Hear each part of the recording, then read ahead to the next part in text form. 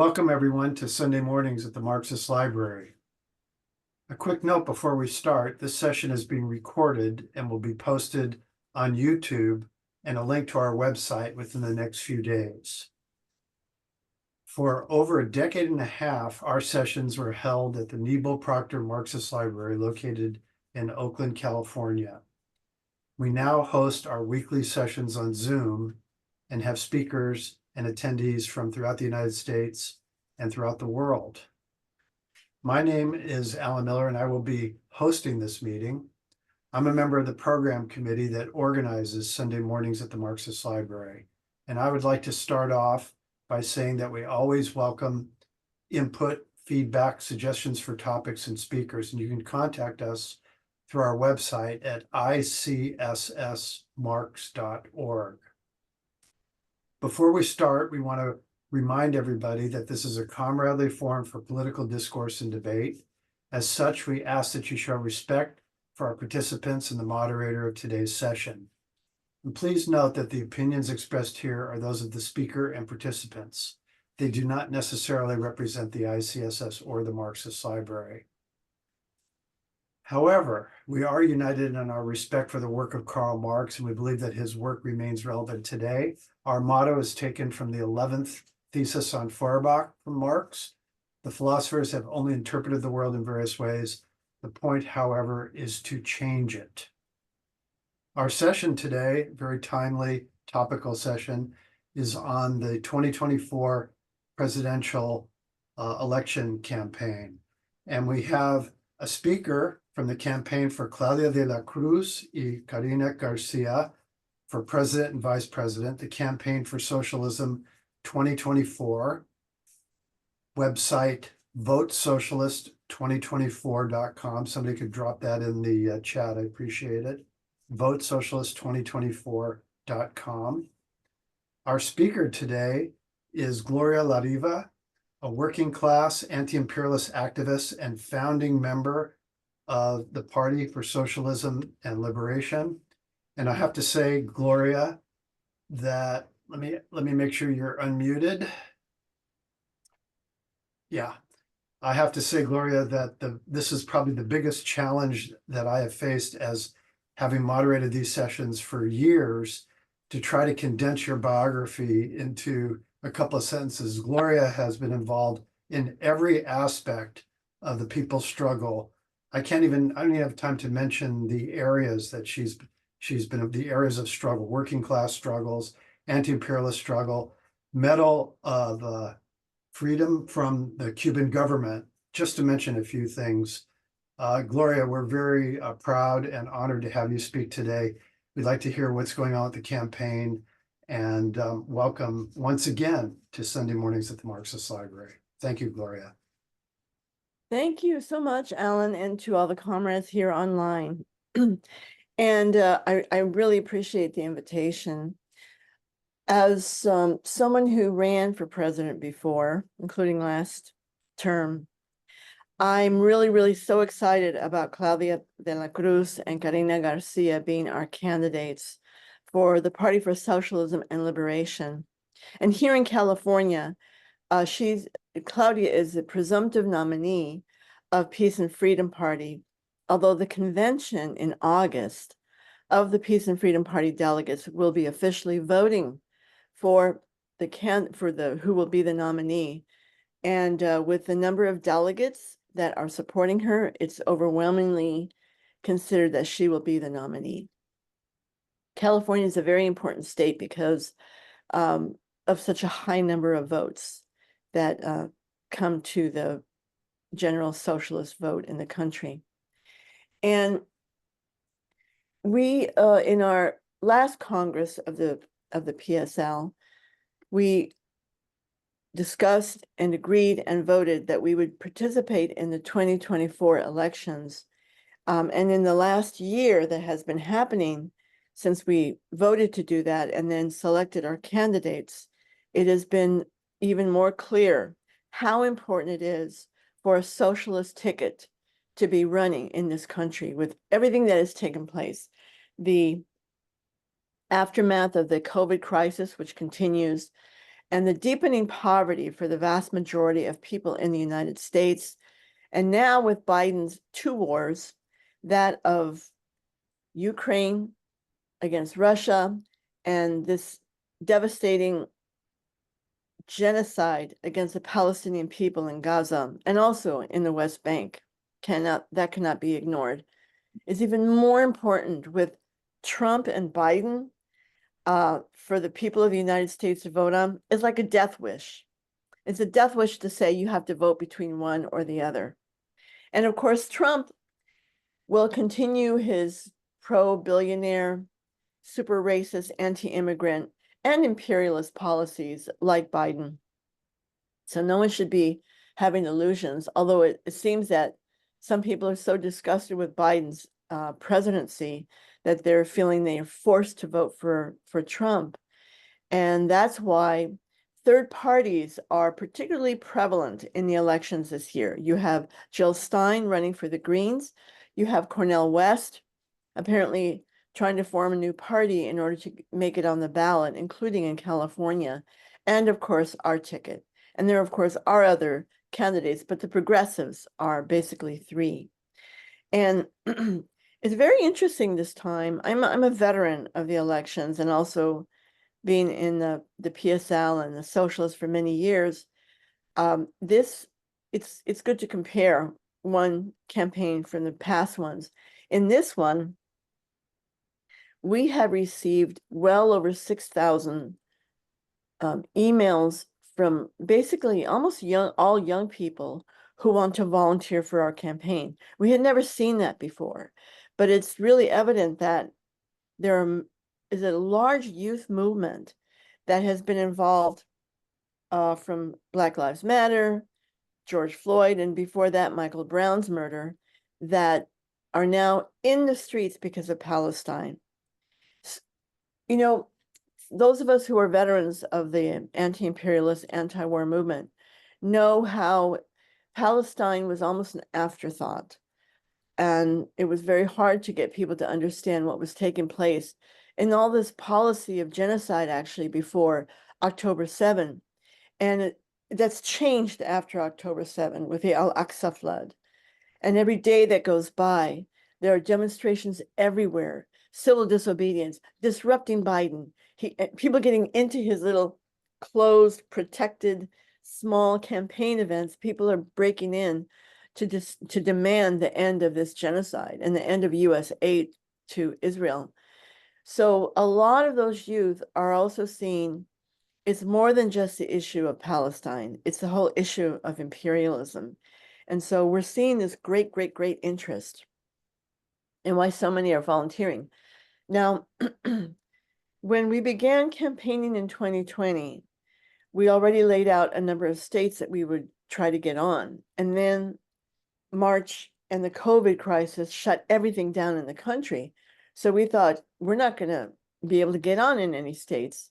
Then, of course, the George Floyd murder and the huge, unprecedented movement that arose in that midst, including demonstrations in the street. So we were able to manage to get on in 15 states on the ballot and 13 write-in. 15 states is quite an accomplishment for any socialist party, but especially in the time of COVID, before there was a vaccine. And yet our members managed to get us on in 15 states, which was a record for us. This year, we are shooting for many more. And I won't say the number because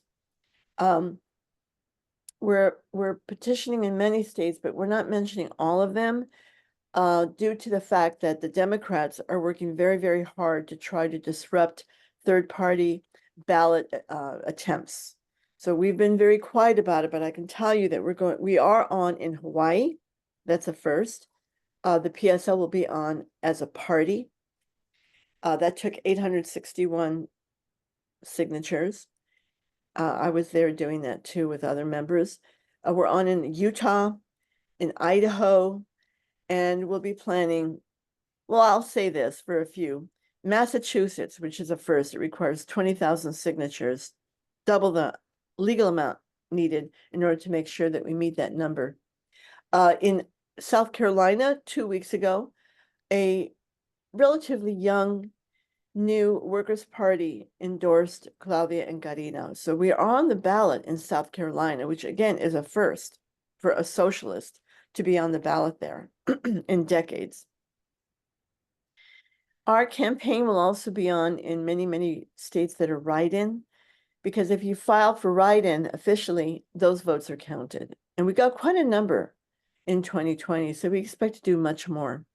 But as I said, young people are joining the campaign. We have a very, very healthy and strong, robust social media and TikTok, Instagram, and other things, some that I'm not that familiar with. And therefore, a lot of people who are applying to join the campaign are saying that they saw Claudia and Karina on TikTok and Instagram, and very, very excited. Some of them are running their own little campaigns for them. And basically, that's just it in a nutshell.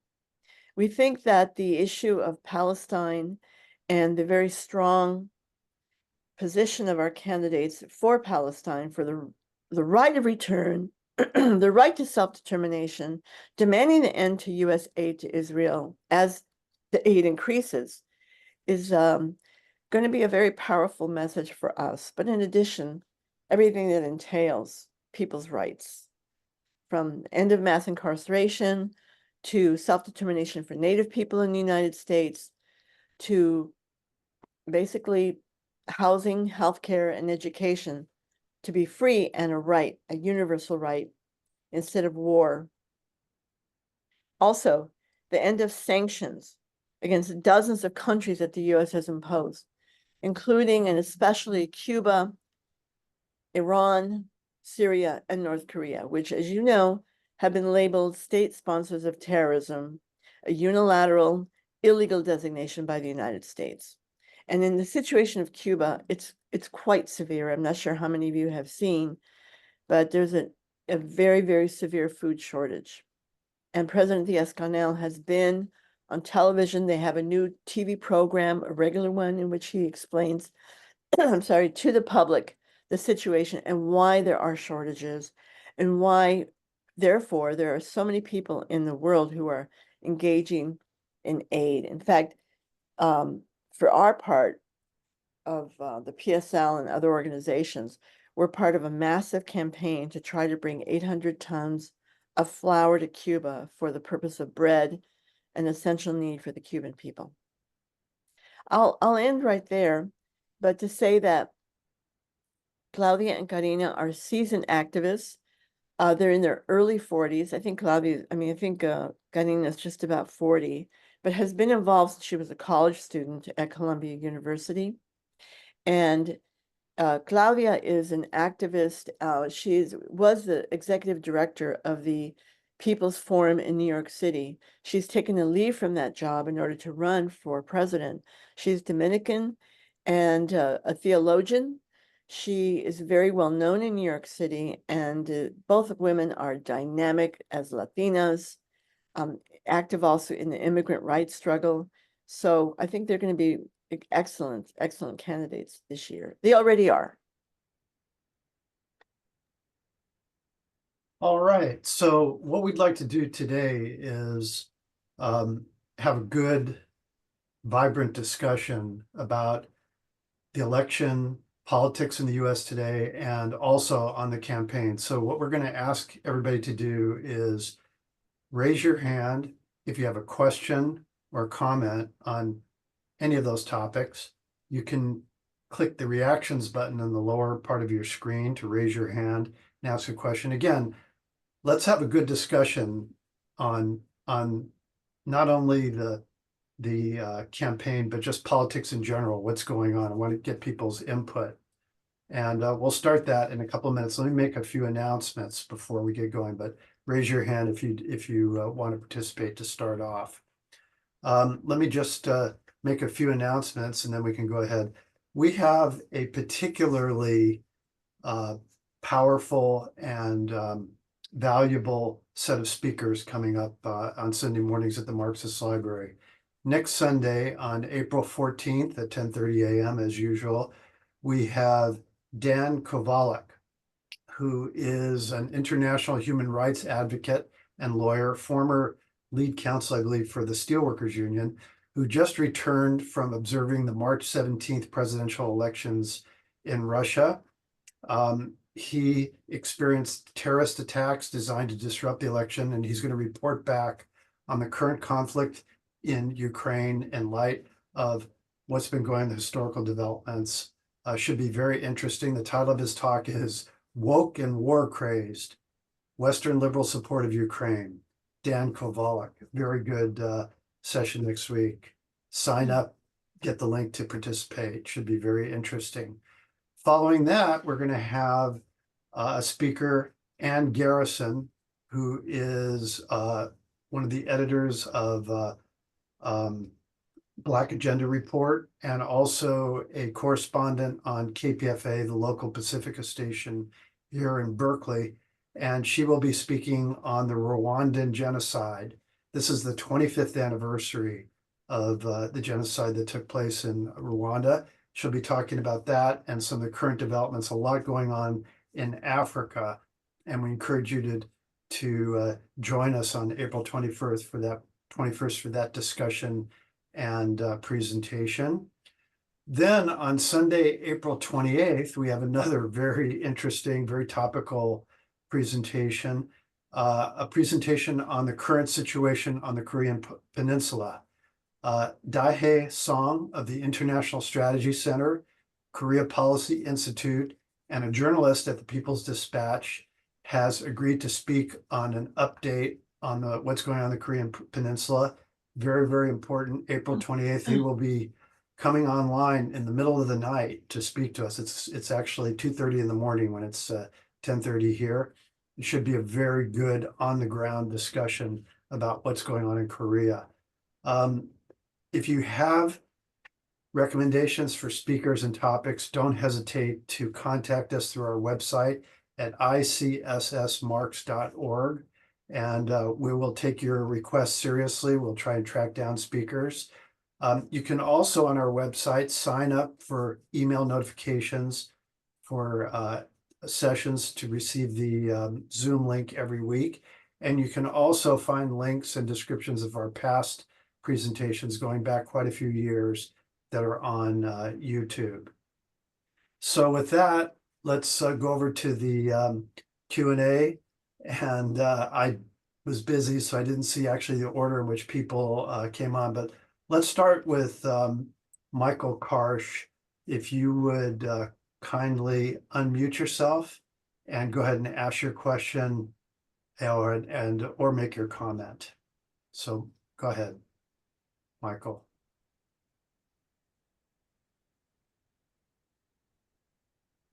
Yeah, you said you were on the ballot in 15 states. Can you name those 15, or at least tell me if they, how many electoral votes they total?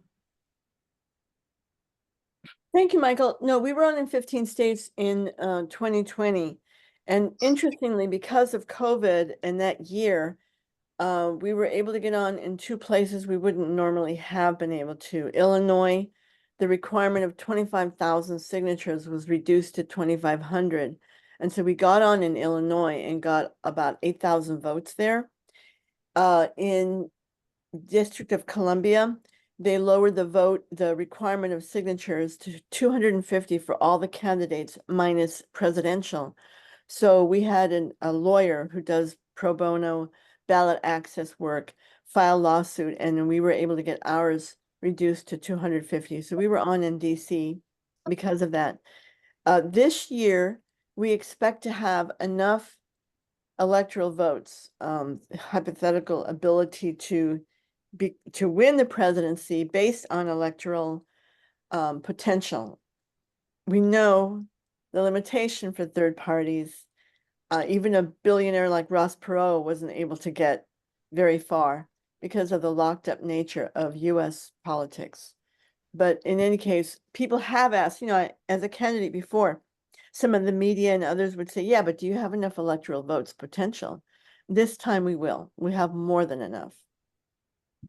So it'll be on enough states that be theoretically possible for you to get 270. Oh, yes.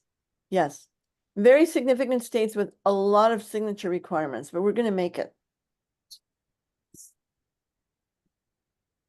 Okay, next up, I'm going to go to Kit, followed by Jean. So go ahead, Kit, if you would unmute yourself, please. Hi, good morning. Thank you for speaking, Gloria. I think this is the first time I've probably seen you and I appreciate that there's going to be a socialist on the ticket. Given that you're in California, in San Francisco, how does it look for votes here in California with among young people, and how do you intend to get the word out about your campaign, given that it takes millions of dollars to get on television and afford media? Okay, thank you. Thank you, Kit. Where do you live? I'm in Oakland, California. Oh, good. It's really interesting because, as you remember, in 2016, Trump didn't need to spend hardly any money on media because CNN and all the networks gave him umpteen hours of media coverage for his outrageous campaign, especially against immigrants and Mexicans, especially. We don't have that kind of money. We don't have money for a minute of television time. But as I said, young people are finding their way through alternate media, through social media, through the visibility of our campaign in so many demonstrations for Palestine, for example. It's going to take a lot. We will be in the ballot book. A lot of people do look and study seriously the candidates and the resolutions, referenda in the elections, but that's a small part of it. And Peace and Freedom Party has a large following in the state of California. As I said, we believe that Claudia will be the nominee of Peace and Freedom when the August convention takes place. One thing that happened in 2020, when people were so fearful that, Democrats were so fearful that Trump would win again, California is a very heavily supermajority Democrat state, but there's also always a large number of people who vote third party, that they're not afraid of the Democrat not winning the California vote and the electors in the state. But this time, there was such an overwhelming fear that that Trump could possibly win, that we actually got less votes in 2020 than we did. I was also a candidate in 2016 because of that phenomenon. And Richard Winger, who's a very well-known, incredible ballot access expert of decades, he kept saying to me, Gloria, you're going to get way more than 100,000 votes. And you're going to win, just enormous numbers in California. And I said, no, we're not. Because we could tell about this fear. And in fact, the numbers went down for Peace and Freedom compared to 2016. That could also happen this time, because as angry as many people are who are progressives and appalled at the Gaza war, but also many who are just disappointed in his economic failures, the failure to stand up for women and abortion rights. I mean, we could go on and on and on. Still, there is this even worse, hold your nose while you vote for him. Although there was, as you know, in Michigan and other states, a very large uncommitted vote among the Democrats in the primaries of people saying, we got to get him a message. So it remains to be seen. There's many months till November 5. But I think that we're going to do very well, especially because we're in so many states. By the way, we are a ballot status permanent party in Florida, PSL. And yet in 2016, we were kept off the ballot by the Attorney General of that time. In 2020, we had another lawyer prepared to file a suit, and just by some quirk, they let us on the ballot in Florida. And there we got 7,500 votes, which is pretty high. So anyway, that's the story of California. We have many, many plans. We have grown greatly since 2020. For example, in Missouri, where we had a small group of people in Springfield, Missouri, of the PSL, and it was a struggle actually to get enough electors to sign on so they could be write-in. This time we have a strong presence in Kansas City, also Springfield, in St. Louis, Missouri. So the party has grown quite a lot. And in California, we have many branches from San Diego up to Humboldt. And that for the PSL is our strength, but also Peace and Freedom Party continues to grow in registrant numbers. And we really hope that this will help raise a profile of peace and freedom in California, which is such an important party in this state. Okay, next up is Jean, followed by Raj, and I just want to encourage people, if you want to ask a question, make a comment, click on the reactions button at the bottom of your screen. So Jean, go ahead and unmute yourself and ask your question. Okay. Well, hi, Gloria, and I was really excited when I saw that you were going to be our speaker today, and welcome. It's good to see you. And as you know, I've been a longtime supporter of PSL, made a monthly donation for many years, and I have contributed $100 to the Claudia Karina campaign, which you can do on their website, which is listed in our announcements. But, you know, in my view, you do everything that a Marxist-Leninist party should be doing. I mean, you support the existing socialist countries like China, Vietnam, Cuba, and even North Korea. And I think you organized a tour of North Korea at one point. And you also lead most of the mass demonstrations through the Answer Coalition. And I see their signs when I watch the demonstrations. And the way you've recruited youth, I really am impressed with. So I really want to thank you for all the great work you've been doing. My question, first of all, as you know, I was a peace and freedom candidate for Congress back in 1982, I believe, and ran a reasonable campaign. We had a peace and freedom campaign. There were, I think, eight of us running together. But one of the complaints that people have had, well, one of the questions people have is, are you a serious candidate, or are you only running on the issues? To which our answer, of course, was yes. But the other thing that's raised is, aren't you in running because aren't you taking votes away from the Biden Harris campaign? And aren't you acting as a spoiler? And these are not my views because you can't spoil what's already rotten. But I just wonder how you would respond to these things, these ideas that you're detracting from the real issues that people are complaining about. So again, thank you for all the work you're doing and for the parties that the party's doing. Good to see you, Eugene, and thank you for your support, and thank you for the question. First of all, very simply, votes don't belong to any candidate or any party. And as we say, it's not the man or the candidate, it's not the party, it's the system. And I think it really is resonating among a lot of people. I think there's no doubt the bourgeois media, even the New York Times, has articles about how unhappy and even disgusted the American people are at the choice that they have, because these candidates have been tested. They have presided over an economy that has just gotten worse and worse. In addition to the political positions and policies of those presidents, current president and ex-president, people are feeling a great sense of instability, of insecurity, of fear.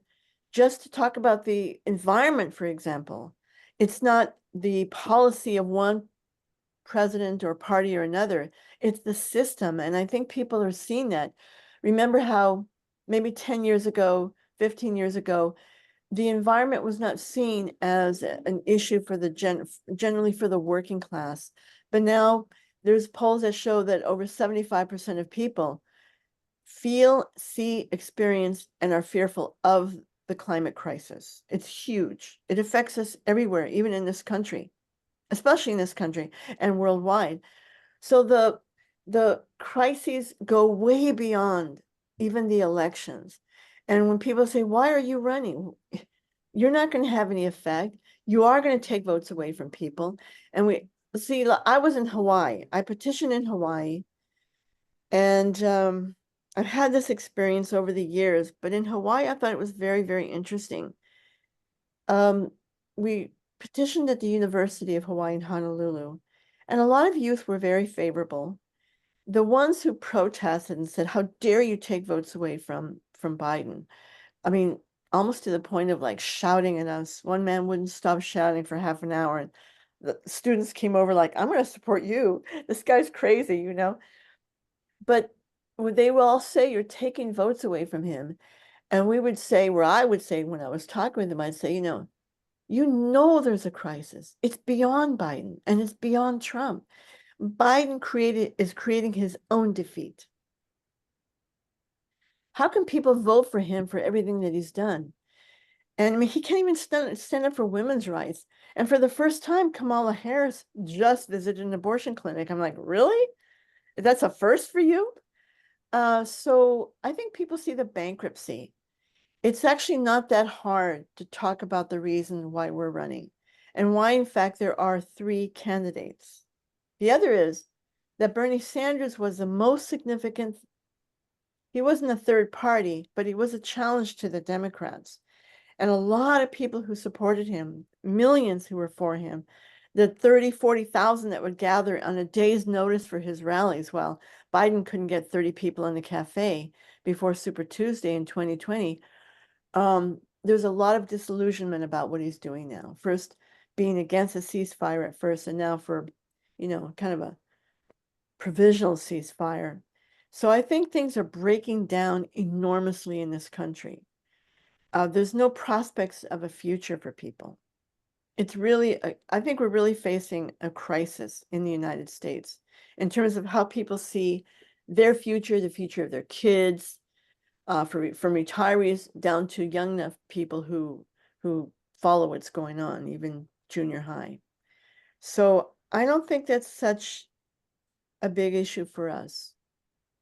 But everybody has their answers of how you counter that claim. I think the fact, for example, that Jill Stein is running again. Remember when she last ran, she was fined by the federal government for campaign financing, whatever happened, failure to report or something, I forget. But she was hounded by the media. She was hounded by people for having run and for having done so well. And it was almost like she's not doing that again, but this time she is. And she feels very strongly about it. I think her voice, the voice of Cornel West, in addition to Claudia and Karina, is adding to the idea that Biden and Trump are not the answer for people. Thank you.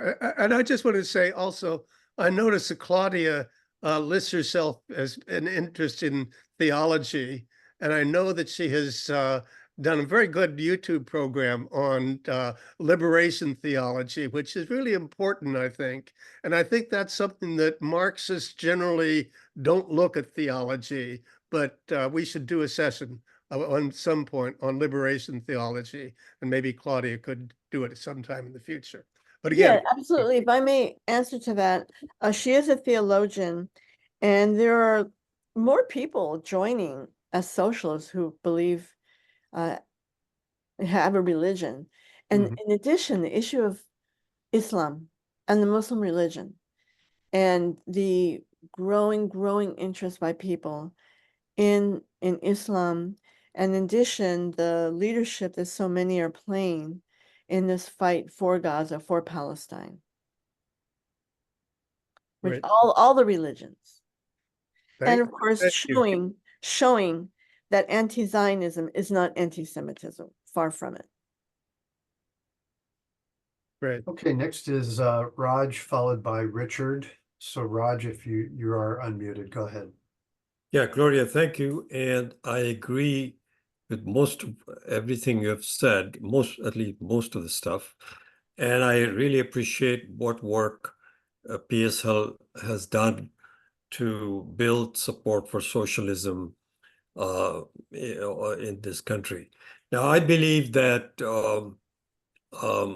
capitalism in the G7 countries has reached the stage what Lenin described as smelly rotten. In other words, it is not sustainable.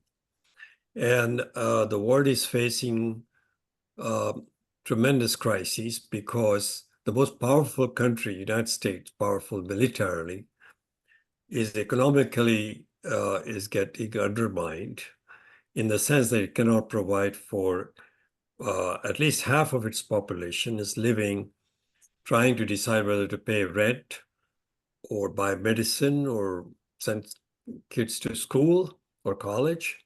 So I think the decline of capitalist, more mature capitalist countries is very, very sharp now. And so therefore a multipolar world is arising. Other great powers, whether you call them socialists or not, they are arising. And the United States is hell-bent on preventing it. And I think both these wars, one in Gaza and support of the United States, and basically the United States is a party to Gaza war because Israel is not capable of waging that war. So it's a United States war too on people of Palestine. And certainly proxy war against Russia was completely is a United States project. So, and then there are nuclear weapons, and as you mentioned, global problem of environment. So all these problems are coming to a head. The only way out for the people in the United States is socialism. So I think rather than figure out how to win votes, I think the strategy seems to me should be to articulate why this system cannot function and provide for people, because the American working class has been given this ideological thing that we can provide you better life here, so support imperialism.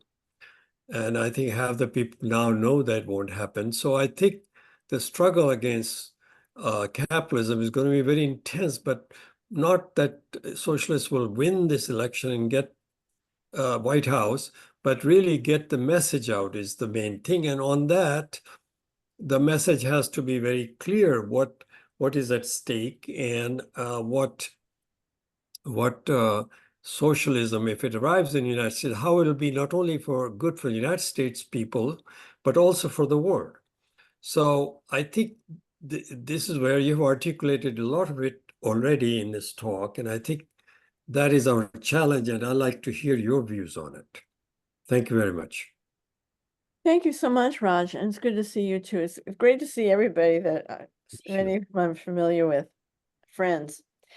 You know, in our fourth party Congress of the PSL, we spoke at length about the need to provide a vision to the working class of the United States, because we have a thesis that not only is socialism possible and necessary, but it's an actuality that we will see realized in the US. Only through struggle, of course. It can't just happen from a capitalist collapse because the capitalists will always recover from their crises. But there has to be a socialist vision. And so we set about from that Congress to produce a book that a number of writers contributed to, and it's called Socialist Reconstruction, which I think is a very important work in which we lay out if there were, and you have to do this in a way, it's not really dialectical in terms of how it would happen, but we say, if socialism took place tomorrow, how would we reorganize society? How would the people reorganize society? So it goes over in every chapter about the environment, about agriculture, about employment, about housing. And it's been read by many, many people. It's got very good sales. And people are reading it in study groups to help provide a way of describing to people our view. To the workers, because, workers, we're all familiar with what it's like to grow up in a capital society, especially the United States, of the anti-communism, this witch hunt that I remember growing up in too, and still it has a hold over us. I want to tell you a little story. When I ran in 2020, we were on in Tennessee, and we were passing through Chattanooga, where now we have a branch. We didn't have one before, but we walked into a Walmart. I had to buy something there. And I love handing things out to people inside Walmart because the security only looks for you in the parking lot. And I walked up to a woman worker. She was probably at least 70 years old. And I gave her a card. I said, ma'am, you don't have to vote for Biden or Trump because we're running a socialist program and I'm running for president. And she took it. She was very nice, She took the card. She goes, no, ma'am, no. She goes, we can't have socialism. We can't afford any more taxes. And I said, ma'am, under socialism, you wouldn't be paying sales tax or property tax. The workers wouldn't be paying taxes. I said, look at the store you work in. There's millions of products literally in this store from all around the world of millions of workers producing them. And I said, the family that owns this store, the Waltons, they own as much as 62 million families of the United States.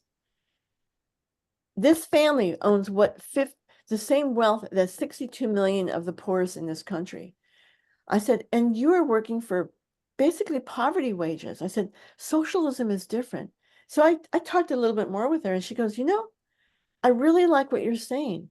I'm going to look you up. And I've had literally hundreds of experiences like that because I like to travel. I like to go around the country, not only for myself, but other candidates as well. And then another man in Colorado at a flea market, he was an older man in overalls and he had his little shopping cart. And when I told him what I was doing, he said, you're the wrong color. He was really angry. And I said, and my young comrades with me were like, whoa, we're going to have a fight with this guy. And I said, wait, no, stop. I said, sir, what do you mean by that? So he started complaining about Obama's policies and blah, blah, just, his whole spiel. And I started telling him what we're about. And I was talking very nicely with him. I said, look at you. You're someone who's not a rich person, I assume. And I started talking about what we're for. And he said, I'm really sorry. I said, you're the wrong color. And I said, are you a farmer? He goes, yes, I grow onions. And he started talking about his situation. And I was telling him, what we're for. And he was listening, what socialism is. And he said, I'm a farmer, I grow onions, and my workers are from Mexico. And they're always talking Spanish. And I tell them, stop talking Spanish. And I said, sir, they're not talking about you. They're talking to each other. It's their language. And he said, I wish I knew Spanish. This is our working class. And of course, there are many, many people who don't have those kind of attitudes, reactionary attitudes, but people are caught up in bourgeois lies. Yes, socialism has these things we've heard about, but they don't have democracy. Well, human nature, once you get in power, you become corrupt too. Or taxes. And now the big weapon this year that I think that the Republicans, Trump, are going to be able to gain some ground on is immigration. We shouldn't forget that because they're whipping up this idea. And of course, the flood of immigrants into Chicago, New York, because of DeSantis and the Texas governor sending them off like that, which is really not a crisis. It is the hyping of the media. They want to hype this up. They're playing the major part. But wouldn't you know, in the middle of October, about October 13, Biden announced that he was granting immediately permission, instant permission to work and eventually get a green card much sooner than anybody else. The same policy they give to Cubans. He announced it for 500,000 Venezuelans and already exists for the Cubans, for whom the last 2 years, 400,000 Cubans have come into the United States, crossing the border from Mexico. Why? Because of this extremely severe blockade that has worsened under Biden and the sanctions blockade really against Venezuela. So what Biden was doing for his part was bribing the Venezuelans, saying, if you get here, you'll get the same benefit. So the Democrats are just as guilty. And then remember, just a few weeks ago, with the budget crisis of the possible shutdown of the government, the Republicans, Trump, Johnson, Speaker of the House, said, you've got to give in and agree that you're going to shut down the border. And Biden said, okay, I will. I promise I'll shut down the border if you just give me Ukraine funding. So he collapsed to that. And what did Trump do? He ordered the Republicans, do not agree with him. Do not agree to save the budget on the basis of his promise to shut down the border, because we've got him now. We've got him in our grip. He surrendered, but we're not going to give in to him because we're going to make immigration a crisis for him.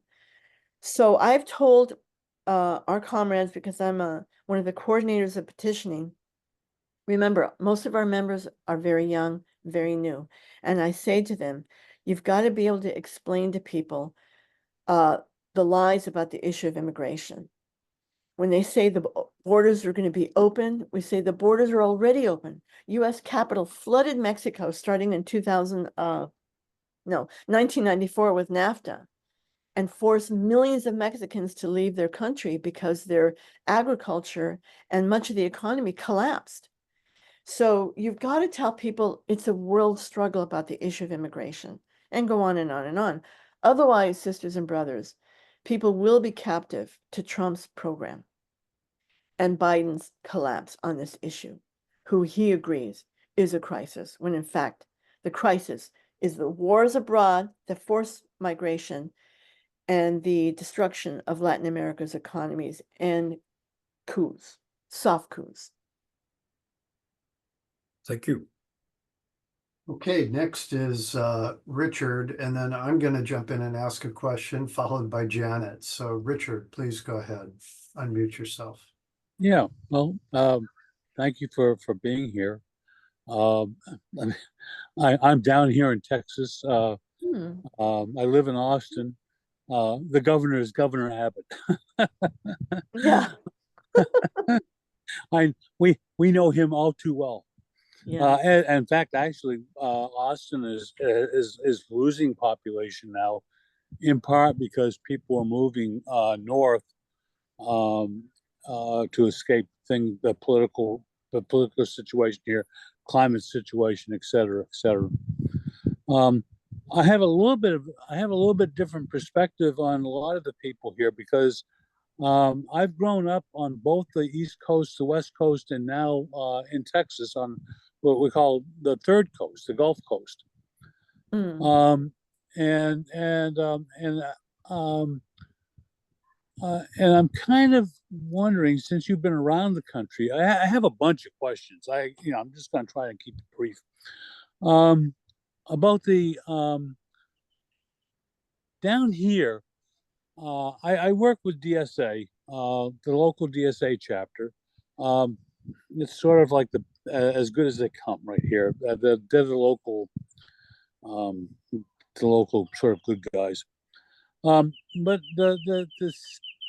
I get this impression that political activity to young people down here is more of a meetup. When I go on a picket line, for example, they're huddled around talking to each other, and they're amazed when I go down to a corner and start waving around a picket sign, in any case. And I've seen this on a number of occasions. They're lacking, I think, organizational skills and techniques. There's a big gap there, and I don't know if I think part of that might be because in the South, we've not had a very long period of industrialization, and a lot of that organizational stuff comes from being involved in union activity. A lot of these people are now engaged in unionizing. There's a lot of unionizing going on. Anyways, I don't know if you've observed the same thing, or could you maybe contrast or compare the students, the younger folks, what to the older the elders. And I'll leave it there. Thank you very much. Thanks, Richard. I think every generation has its challenges, its pluses and its minuses. I think for the younger generations like XYZ, I think a big challenge is getting through some of the things that are distractions, a lot of distraction. We all know, those of us, we're all older here on this program, I'm assuming. Where like we'd go play outside or we'd invent things, with our own little toys or whatever. And now everything is online, loads of entertainment. But for all of us too, there's hundreds of channels, everything that keeps you away from what's really going on. I think the biggest problem for young people is that the media, like they don't read the news. I've asked so many young people, how do you get the news? Facebook, but now TikTok, Twitter, or Instagram. That's how they get the news. I mean, literally, they'll say that. And so it seems like a struggle that's just one person or a few older people who say, you got to read the New York Times. What? The New York Times? It's an imperialist paper. Yeah, read the New York Times because you got to read what workers are reading. You got to read the Daily Post. You got to read the San Francisco Chronicle or whatever local paper, because it also tells you hearings that are going on in the city, things that as reporters, they do report on the day-to-day. I worked at the Chronicle for 36 years as a production worker.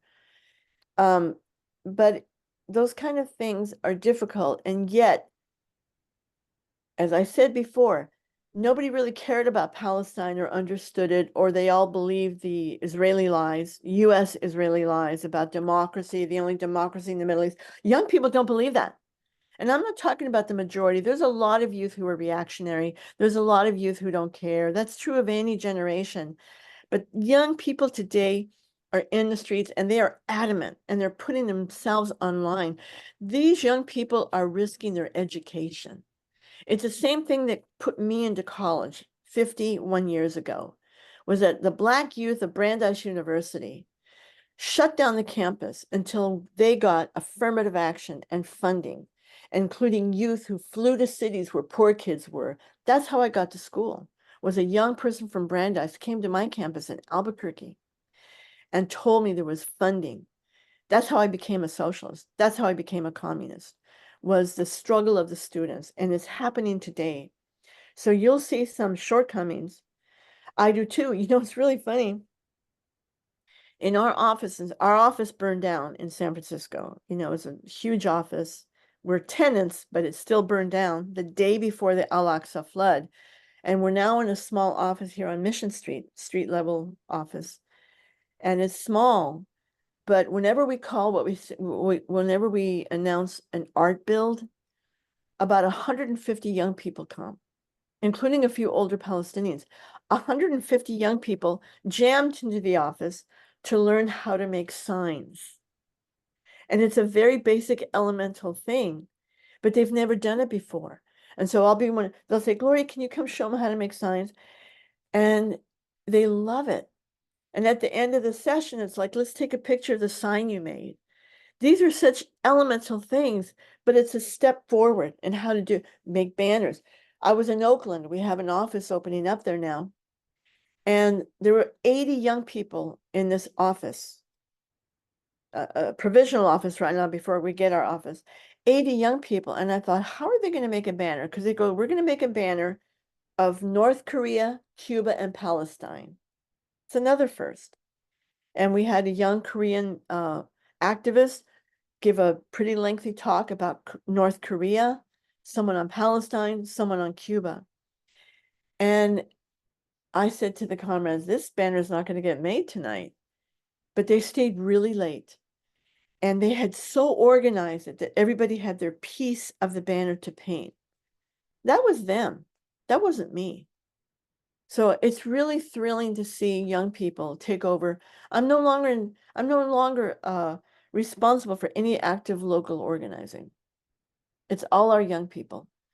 And they're spreading the ideas. I just came from a book launch that Richard Becker has for his new revised version of Palestine, Israel, and the US Empire. And these young people in one of the Asian, mostly Asian students have their dorm, and 80 young people came out to their dorm lounge to hear him and someone from the Palestine Youth Movement speak. These young people are in action, even with the challenges of knowing what's going on in the media, even with the fact that, for example, in a few years, the New York Times has announced they'll no longer have paper. Well, all of us live by the paper, right? We all live by the paper newspaper. And that's the technology, AI, all these things. There's a lot of things we have to overcome. But capitalism cannot provide an answer to any of this. As long as capitalism continues, including especially in the United States, and imperialism's power, the only thing the US can do is sanction countries. They've sanctioned almost all the world to keep their dominance, but they can't win. As I think Raj said, there's a multipolar world forming. And not just multipolar. At some point, the world will be a socialist. Not in our lifetimes, but it will happen. Either that or absolute disaster with nuclear war. And so that's our struggle. We have to have faith in young people. And you're in Austin. We have some people in Austin. I'm going to tell them to go look at those cafes and recruit some of these youth. I'm sorry for a long answer. Okay, I'm going to ask a quick question, then we'll have Janet and then Norma. So, about a couple of weeks ago, I was out walking down the street. We were walking down the street to go to the market, and a young couple, kids, crossed the street. They had a clipboard in hand and some papers, and it turned out they said, we're campaigning for the campaign. They came up to talk to us, to ask us about it. Now, amusingly, we've been our campaign for your campaign. Oh yeah. So the funny thing about it was that we were trying to contact you.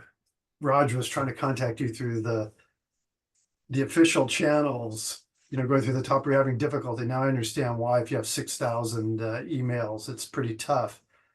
But we had a good discussion, and that's actually how this event, how we managed to organize it, to talk to them. And I have to say, I was very impressed. A couple of young people walking door to door, knocking on house to house, knocking on doors to talk to people. And my question is, I think that that's something that the left really needs to be doing more of, is getting out and talking to people. We tend to talk among ourselves a little too much. My question to you is, what is the feedback that you're getting from the people who are going out and going door to door in terms of the sentiment that they're seeing among people on questions like Palestine, like Ukraine and the war, militarization, the war in Ukraine, but also about some of the issues related to livelihood that you've been talking about? What are some of the things that you're finding people? You've kind of talked about it a little bit here already, but getting the feedback from the people who are on the ground, talking to people. Well, as you said, you ran into some of our campaigners. This is very early. Campaigning usually begins after Labor Day, a ridiculous thing when the Democrats and Republicans are campaigning for 2 years, getting all kinds of attention. But they've been in the street on a daily basis, or in the weekends especially. I'll go to our little new office and they're setting up lit tables and bags to take material out. It's very impressive. I can tell you what I've experienced. I am a national organizer of recruitment of new members in 5 states: Tennessee, Kansas, Nebraska, Missouri, and Arkansas. And I was just talking to our people in Tennessee because they're going to start petitioning on the weekend of May 18, 19. They have to gather 275 valid signatures, which is the lowest number required for a state. It's amazing. They'll finish it in a weekend.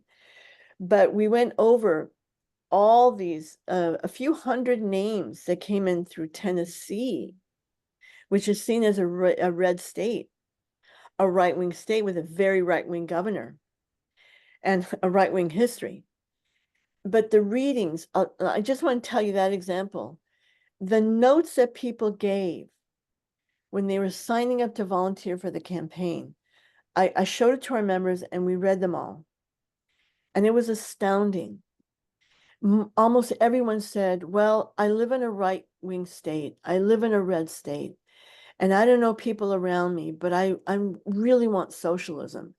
And I want to help your campaign. We got to get on in Tennessee. And I was like, you guys are going to find out there's a lot more people than just you. But the comments were very inspired reading these. One man said, I have grown up poor all my life, and my mother and sister, we've gone hungry so many times.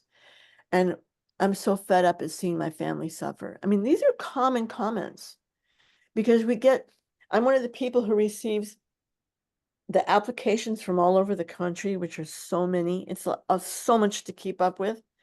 And there's very common comments like that.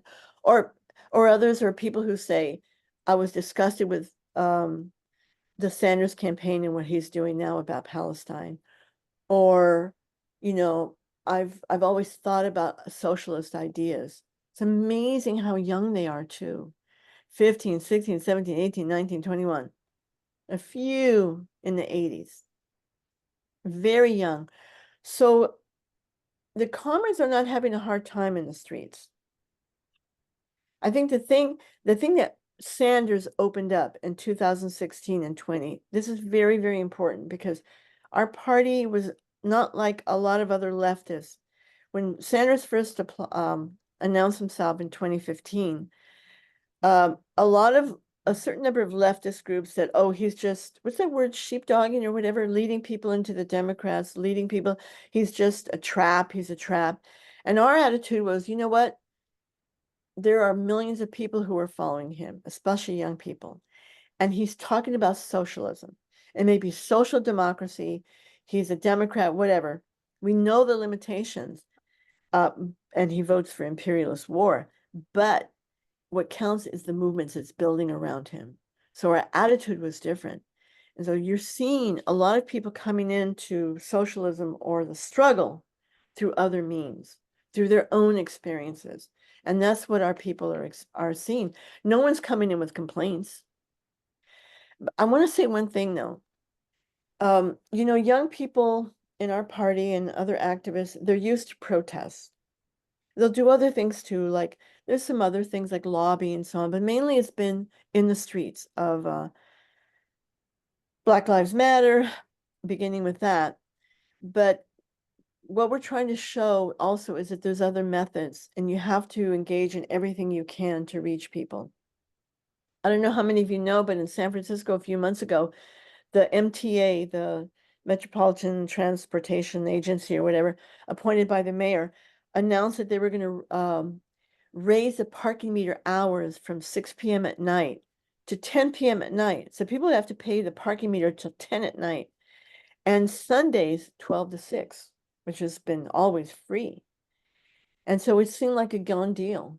We even went to speak to one of the prominent progressive supervisors in the board of supervisors, and he said, no, I support it. And we're like, really? So us older members said, well, we defeated it in 2009. And the comrades go, really? Said, yeah, so this is what we're going to do. So we showed them the ropes, talked about how it can be done, and they took it on. And they jammed up the hearings of the MTA. And we went to all the neighborhood associations. where the MTA claimed that they had support. Well, how are neighborhood associations going to support that? How are the restaurants going to support that? They're not going to get any customers if you have to pay till 10 at night. And you know what? We defeated it. But it was the young people who did it. They're the ones who staffed those hearings. They're the ones who collected signatures in the street. And now we're fighting, by the way, it already passed. We filled the auditorium. Many people came, but we had a campaign, a coalition to stop the PG&E fare hikes. And they're not done. But we're continuing that campaign with the idea of municipalization, people's takeover of PG&E. This is the kind of broadening of the struggle that young people are needing to engage in across the country. There's already many other campaigns of people for housing, for women's right to abortion, LGBTQ rights. You know, in Missouri, when the Attorney General gave an emergency order that come April 30th, there would be no more minor and adult trans care in the state. This was an incredible move by the Attorney General, backed by the governor. As I said, we're now in a number of cities in Tennessee, and the young people, of some of whom are trans, we organized a statewide campaign against this and said, we're going to go to the Capitol. We thought maybe we'd get 50 people, and almost 350 people came out by their efforts. They're finding their way in every issue. Okay, next is Janet, followed by Norma. So Janet, go ahead. Yeah, hi Gloria, good to see you again. Yes. Hi. Yeah, I appreciate all your great work and for appearing here today. I have a few questions for you. I hope you don't mind. I'm kind of a question box. You said you selected your presidential candidates for this election. Can you describe how that process works and how PSL is organized in general? Also, you named a number of countries PSL wants to end sanctions for. Do you support the end of US sanctions against Russia? And if not, why not?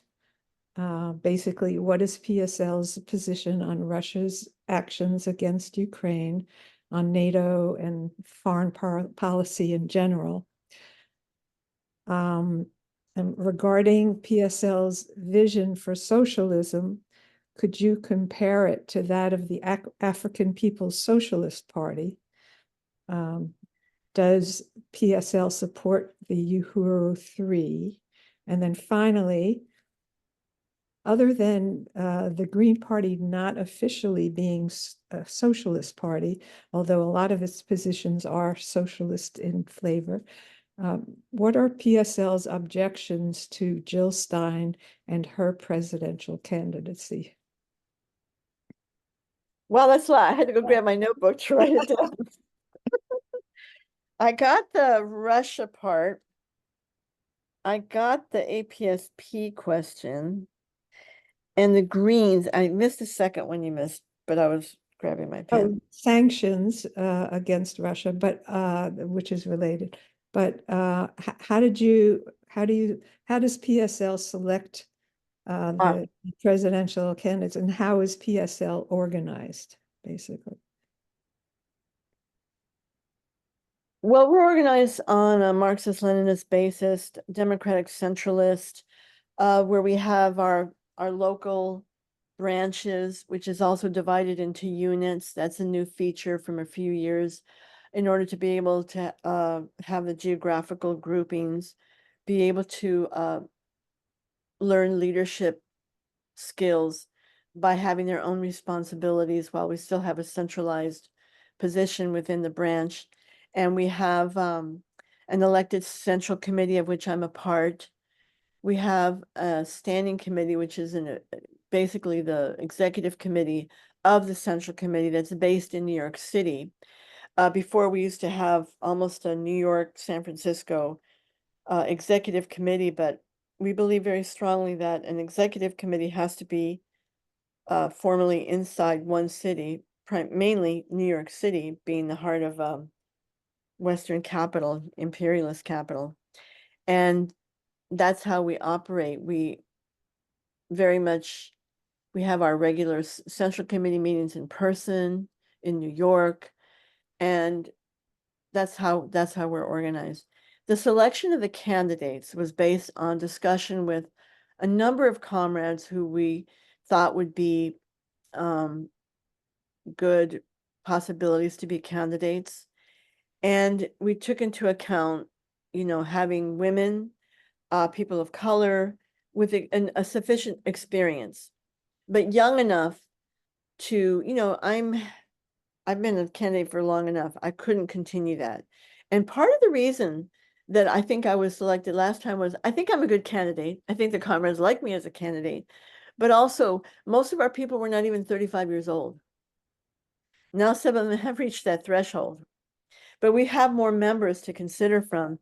And we discussed in the Central Committee and voted on our members because the Central Committee had to meet between Congresses, and our last Congress was last year. So we had to select after that. So the Central Committee voted on this. And the issue of Russia is that we see Russia's war as a struggle for its existence. Ever since the Cold War and the Soviet Union, the US was always determined to destroy the Soviet Union as the bulwark of socialism. And those of us who were in previous parties were very much in defense of the Soviet Union. But as all of you know, NATO continued to march on to increase its drive eastward against Russia. And now, especially since the coup in Ukraine of 2014, and even before that, but especially since the coup in Ukraine, Russia felt its need to reestablish formally its existence as Crimea and then later Donetsk and Lugansk because of the thousands of people who were being killed and what was going to be an offensive by Ukraine in late December 2021.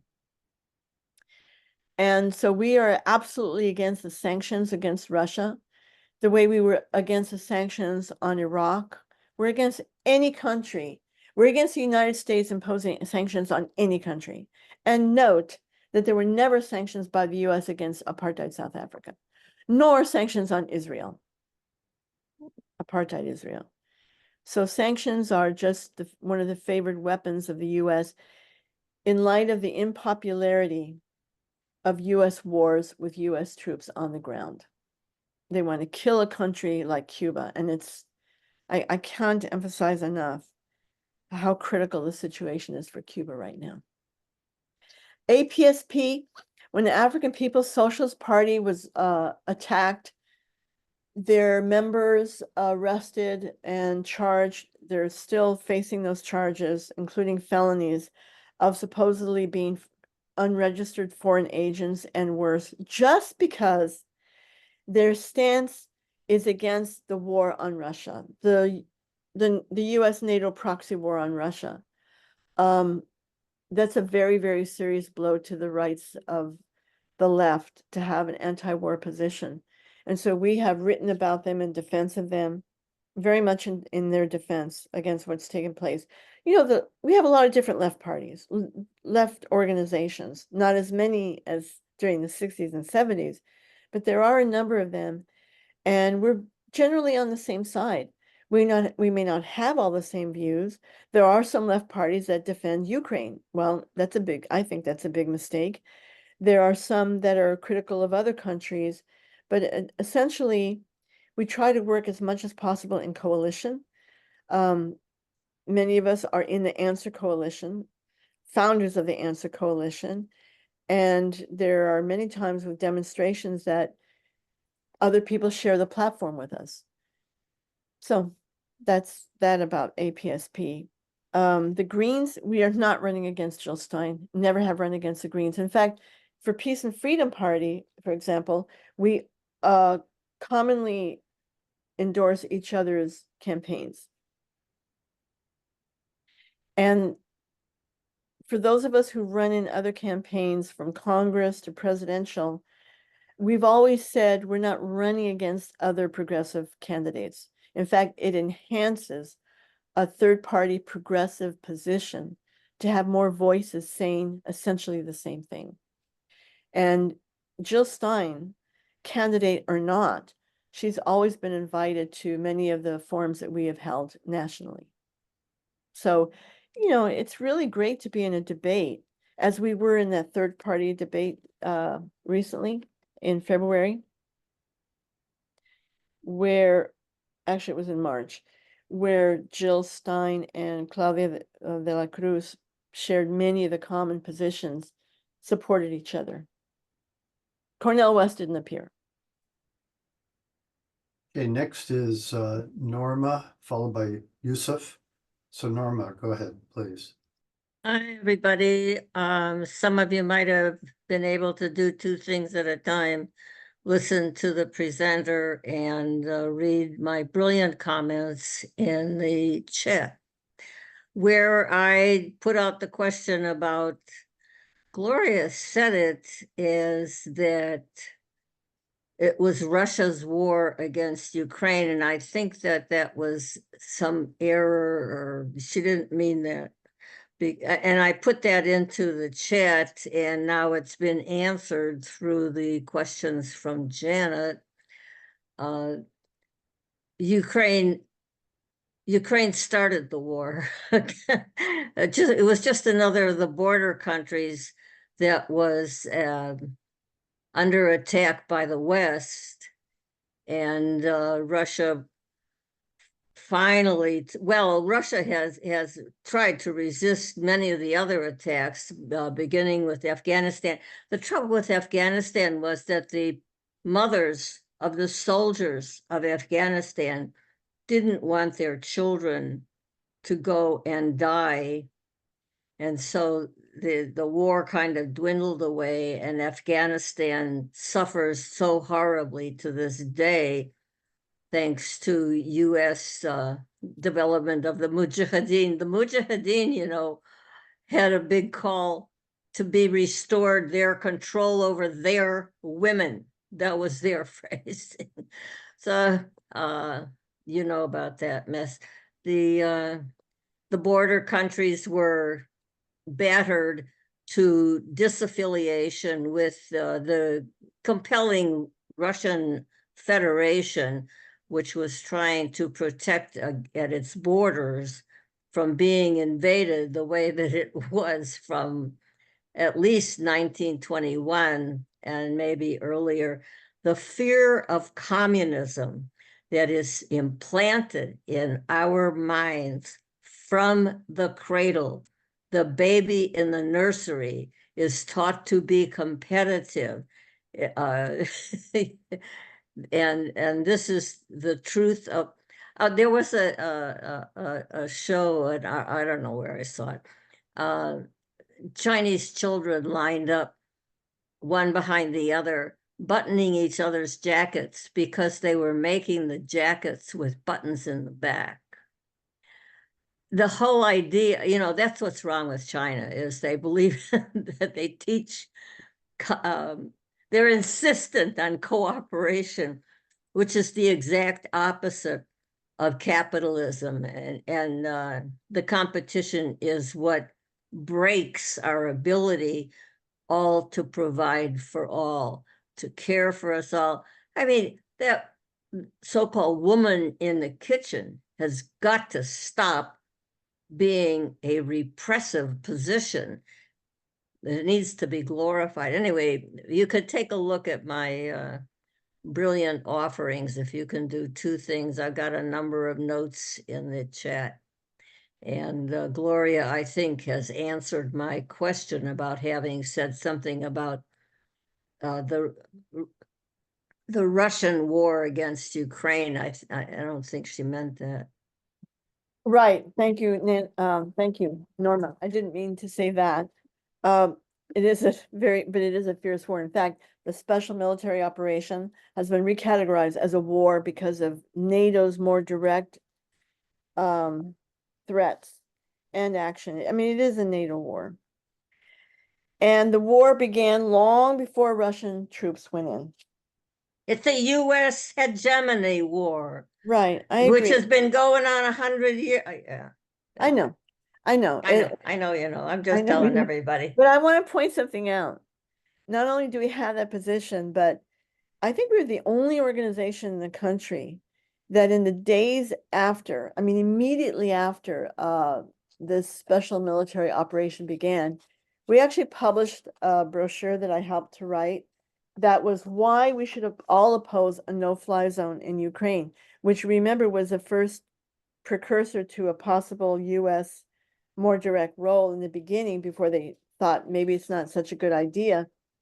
And it explained what is a no-fly zone because people didn't understand why all people should oppose it. It's a terrible idea. Negotiate, don't escalate. What Russia fears about the encroachment by NATO. Let me And say one thing there, and that is PSL constantly writes things that I totally agree with and refer other people to. thank you, Norma. Thank So the you. thing is that, but we were in the street at a very potentially dangerous time for people in the first weeks of, I mean, actually months of hysteria. And I went out to Oakland with some comrades and you know, they were very brave because they've never done this before, but we did. And they found they learned the ways to talk to people and how to get them to understand we're talking about danger of this war. Anyway, and whatever no-fly zone is. And I'll tell you, I never saw this before, just to talk about the hysteria. Was we were there, we had a banner that was down on the ground because we didn't have a way to stake it down with long poles. So we had it down on the ground, staked in. And this guy walks up and starts to piss on the banner, urinating on the banner. And we were shocked and enraged, like, how dare you? Like, we'd never seen that before. And we weren't gonna hit him or anything like that. It was like, what do you do? It's like, he ruined our banner. And we're like yelling at him, and his mother came out and she said he's mentally ill. So, okay, whatever. He was affected by the media. But I want to say, this is the kind of thing that has to happen, is to stand up to war, to stand up to US war and the danger of a greater war. The danger has not diminished by any means. And I'm sorry, I wasn't able to see your chat because I can't do two things at one time. Norma, I can't. Neither can I. I want to point something out. By the way, I've been to North Korea twice. I had the great privilege and honor of going. I went in 1989 as you know, Gorbachev was doing his number against Soviet Union, and things were starting to unravel everywhere. And North Korea was suffering what became, in Cuba, they call it the special period of resistance to the blockade and the end of the Soviet Union. In North Korea, they called it the Arduous March, which was even more severe than what Cuba underwent, because it's a super cold country. It's much more isolated geographically and economically. And because the barter kind of trade with the Soviet Union no longer existed, nor with China. So I was there to see, it was a super eye-opener to see this country in struggle, but truly a socialist country. And then I went again in 2015. It was like the second to last delegation we took before Trump shut it down completely. And I was amazed after they had lost potentially 2 million people in the 90s because of a flood, the mass floods, that biblical type floods that destroyed all their agriculture, all their poultry and their livestock. They were dying of hunger, and a tightened US blockade. But still, I saw in 2015 that how they were coming out of it with some of the things that Cuba had underwent, of somewhat of a slightly mixed economy and introduction to that, of 57,000 workers working for South Korean factories at the border, established at the border, and saw how they were finding a way to survive and actually develop. Now they're facing continued US, almost constant US, South Korea, Japanese war plans, to the point that Kim Jong-un recently announced we no longer call for peaceful reunification of the two countries. They say that it's a permanent division. It will not unite again between the South and the North, which is very unfortunate, but it's the reality that they consider South Korea truly an extension of the United States, and they can no longer entertain that idea. So they're on much, much more of a war footing, of course, preparing nuclear weapons as a deterrence, as a defense. We have to remember North Korea and defend Korea's right to exist in peace and unification still at some point.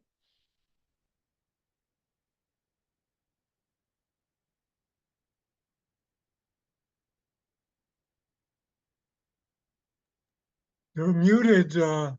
Sorry, yeah. I just want to remind people that on April 28th, we are going to have a speaker from South Korea, an activist in the movement there, speaking on exactly this the development. So come back on the 28th to hear more about this. Next up is Yusuf, followed by Kit, and we're starting to wind down here. So Yusuf, go ahead and ask your question. Thank you. Several. I'll be quick. What's your position on in terms of class analysis of the Russian Federation and China separately?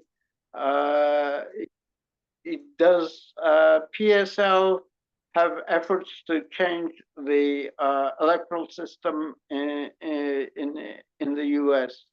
That is a winner take all and presidential system, and does not de facto give much space for parties. Third, I'm from Connecticut. My friends in PSL say some time ago that there were no efforts to get on the ballot as a change. And if you have any suggestions for Connecticut voters, if you are not making effort to be on the ballot. I mean, that's something of conversation with PSL friends here. And finally, there is a personal question. I may have met you I put it on the chat. Thank you, Yusuf. You asked a question in the chat. I did see that. Was I in New York in the 70s, 80s? I was in Rochester, New York. That's where I met the party I joined at the time, Workers' World Party. I'm one of the founders of the PSL. We left Workers' World in 2004. This is our 20th anniversary as PSL. Okay. And we're not going to try to get on the ballot in Connecticut. We're doing a write-in there. And they're going to be petitioning instead in Vermont and nearby areas. So that's one thing. About the Russian Federation,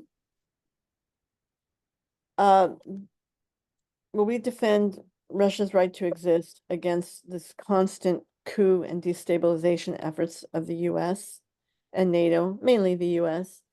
And just as an addition, really the war of NATO and the United States against Yugoslavia, of what remained of Yugoslavia, and the destabilization before that and ripping away Croatia, Slovenia, to break down Yugoslavia, that is really the precursor to the war going on right now, the war in Ukraine.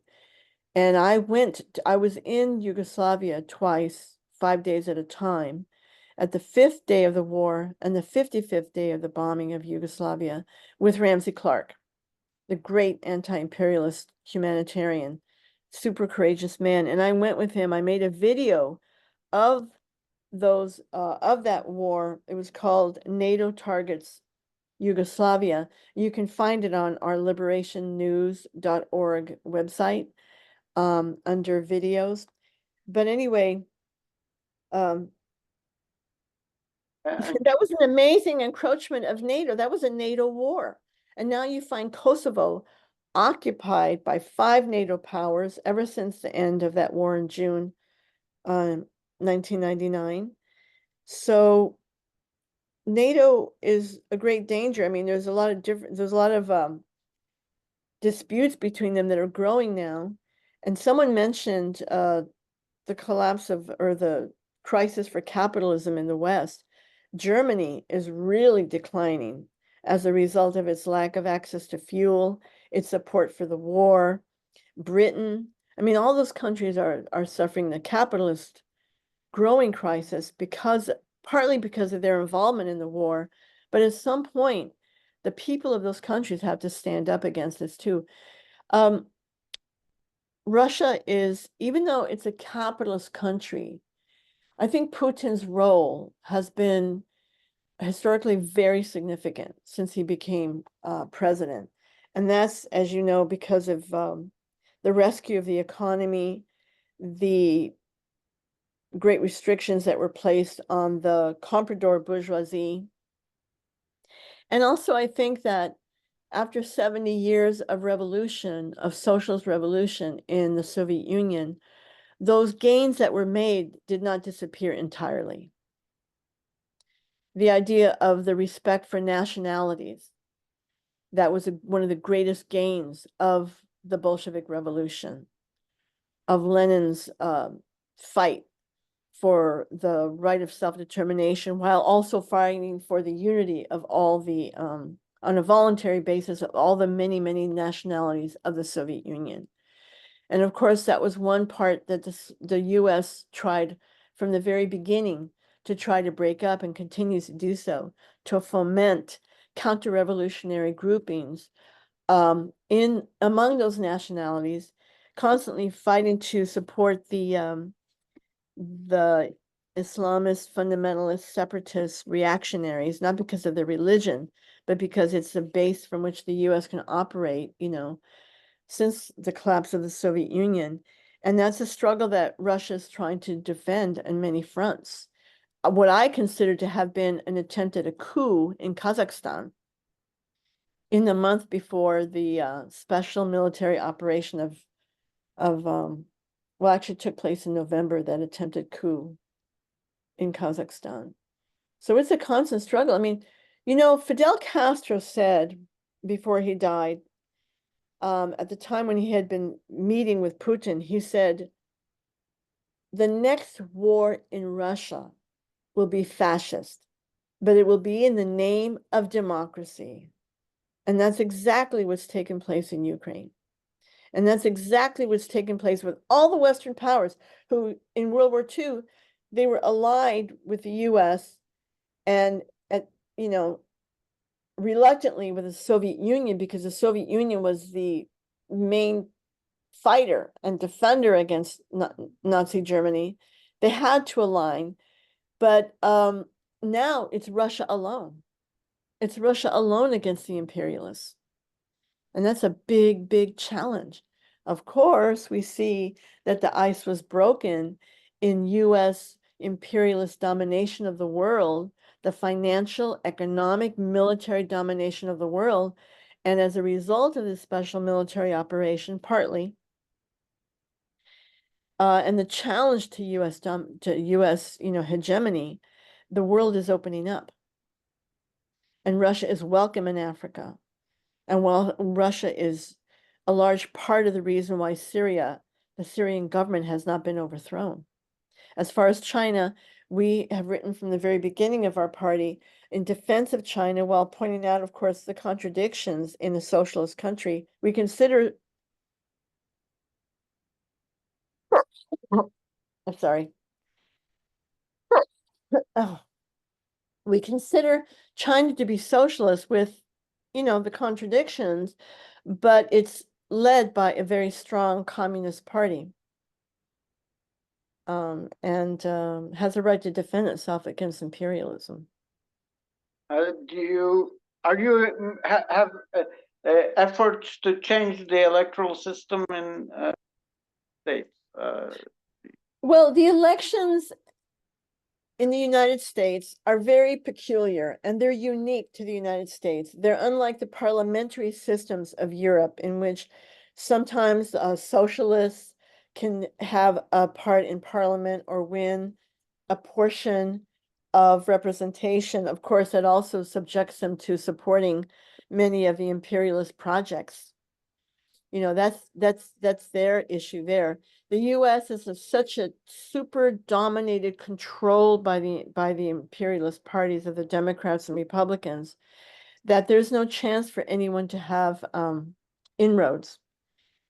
In a way, that's a disadvantage, but it's also in a way an advantage, to show that it's really not the elections that will make change, but the struggle. However, the elections, like the laws, like the state, they're part of the superstructure of capitalism in the United States.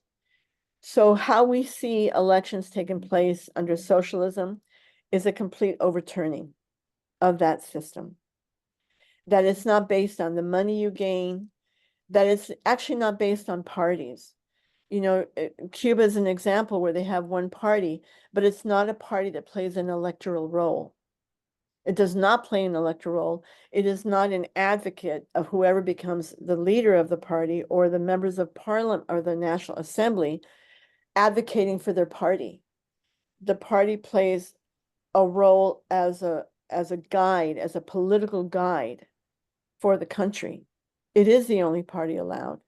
To allow another party at this point would be a conveyor belt for US imperialism to intervene, like they have in other countries like Nicaragua. So we see, read our book about socialist reconstruction, how we see the elections. But, you know, just generally, there's so many things to fix. We're not even talking about getting rid of the Electoral College. It'll be more than that. Because the real democracy, real democracy comes from taking the power and eliminating capitalist ownership of the property, of all the wealth we create. Okay, And the let's take a couple countries of like, quick questions. I think we're Yes. getting Okay. pretty close to the end. So, Kit, go ahead. Please keep it short because we gotta let All Gloria right. go. She's been on for Thank 2 you, hours Alan. now. Go ahead. Okay, this segues into my question. Let's see. Okay, you were talking about this electoral college issue, which we're not going to focus on right now because it's going to be a whole process for that. It's too late for this election, but I'm wondering, in the next campaign, is it possible for the various left groups to unite, to meet in one large Congress to select one president and one VP candidate that we can all unite with and, you know, run against the GOP and DNC? I think the problem with the left is that we're not completely united because of minute differences that we have with each other's party lines. And I think it's really important for us to come together. This would scare the bourgeoisie. That's my first question. My second question has to do with the taboo candidate, which nobody wants to talk about. And he came to Oakland to introduce his Oakland vice president. And I'm wondering what you think about RFK Jr. That's my second question. Thank you. Thank you. RFK Jr. is really a reactionary. He carries the name of a Kennedy. That's what's got him some attention. But for him to be against the COVID vaccine and all vaccines, really, and to support Israel, he's only an entity in the regard of his name. And I would say he is considered a spoiler by the Democrats. They're very unhappy about him. But anyway, people always ask, can't the left get together? aside from elections, can't the left get together? And I say we could all get together and we'd still be this big. The point is reaching to the working class. The key to socialism growing and the struggle growing for socialism is not the current left or even a future left, different parties getting together. We believe in our political clarity. There's another party that runs usually in the elections as socialists, and it's almost a symbolic one because they get on like maybe 2 or 3 states, 3 or 4 states, and that's the Socialist Workers' Party. And we would never, ever unite with them, not even in a demonstration, because right now they are the biggest advocate for Israel's victory over Gaza. They are vehemently against a ceasefire, and they call people who support Palestine Jew haters. So that's just one part of the electoral left we don't even want to talk about. No, we don't rule out the idea of having a united left candidate in the future, but we're really not there yet. And what we see as the primary goal of the PSL is to grow our party. We think we're the most active party. I think we're the largest party, truly, in terms of people who are active. And I believe very strongly, and we believe very strongly in our political views on the international questions. When people ask to join, we say we are decidedly, unequivocally anti-imperialist, and we don't make exceptions on the issue of Syria like some have done, or Russia. Some leftists have called Russia imperialist. We completely disagree with that. Or China. We have a very clear political view. We think that ideology is critical at this point, in this moment. And we think that others will join with us as things become clearer in the world of which side we must be on and which side many of these countries are on. You see the BRICS. It's a mixed bag in many ways, but BRICS is an interesting development. And countries like Cuba, Venezuela, Nicaragua, Iran, and others as well are targeted because they stand in the way of US hegemony, Russia included. Okay, last question will come from Janet. If you keep it short, and we'll wrap this up. Go ahead, Janet. Okay, thanks. Would you talk about PSL's position on the UN, which I, for one, consider to be a tool of imperialism, and related to that, the continuing breakdown of international law, especially when it comes to, I think it's Article 22, with Israel's recent bombing of the Iranian embassy in Syria, and yesterday's invasion by Ecuador of the Mexican embassy in Ecuador. Well, you raised some very good points, so I won't even go into those because you already mentioned very key issues. The thing about the UN is that they do nothing when it comes to real injustice. And instead, they allow these little bodies that form within the UN, under cover of the UN, like the counter-revolutionaries based in Miami who come up with this false report that comes out against Cuba. And the fact that it's crocodile tears. Not even Israel's attack and banning of UNRWA to provide humanitarian aid inside Gaza. That's not even enough for them to act. It's interesting about this demand by many countries of the reform of the Security Council, the Permanent Security Council of the 5 states, that say that more parties have to be added.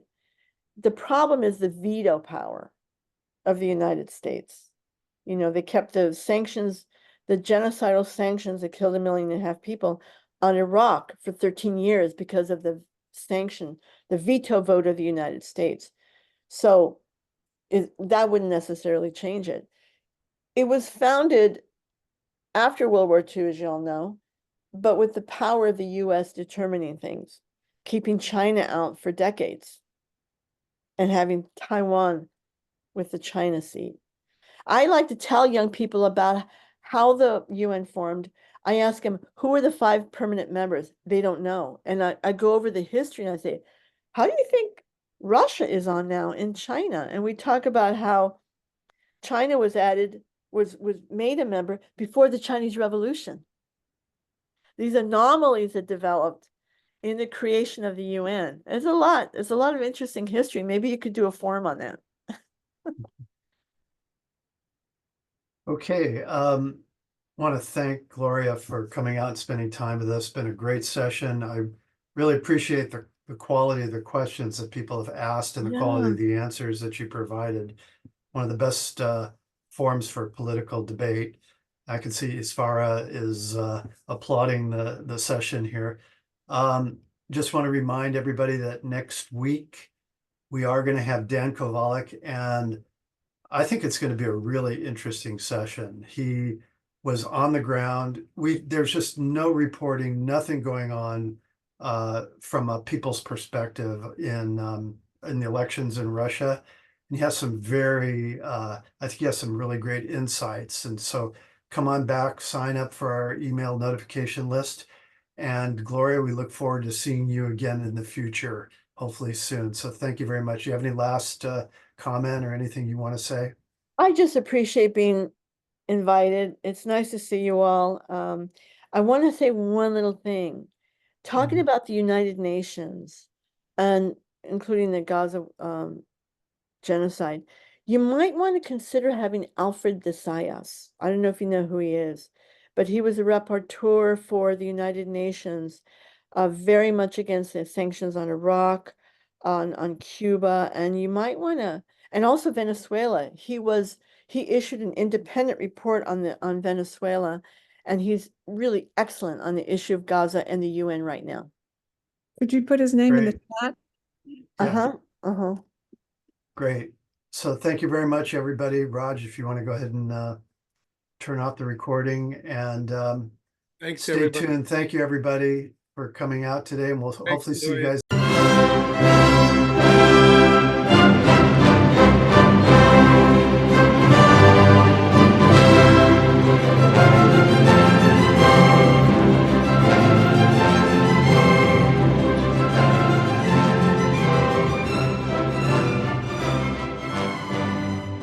Institute for the Critical Study of Society at the Niebuhr Proctor Marxist Library receives no corporate funding, nor do we have any paid staff.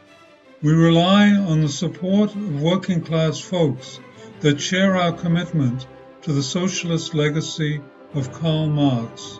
We continue to need funds to meet necessary expenses. Since we can no longer pass the hat at our in-person forums, please send contributions to our treasurer, either online via PayPal or by check. The PayPal ID is ICSS Sunday, SUNDAY, @yahoo.com, and the name is Richard Fallenbaum. And checks may be made out to Richard Fallenbaum and sent to him at 1225 Nielsen Street, Berkeley, California, 94706. Fallenbaum is spelled Fallenbaum.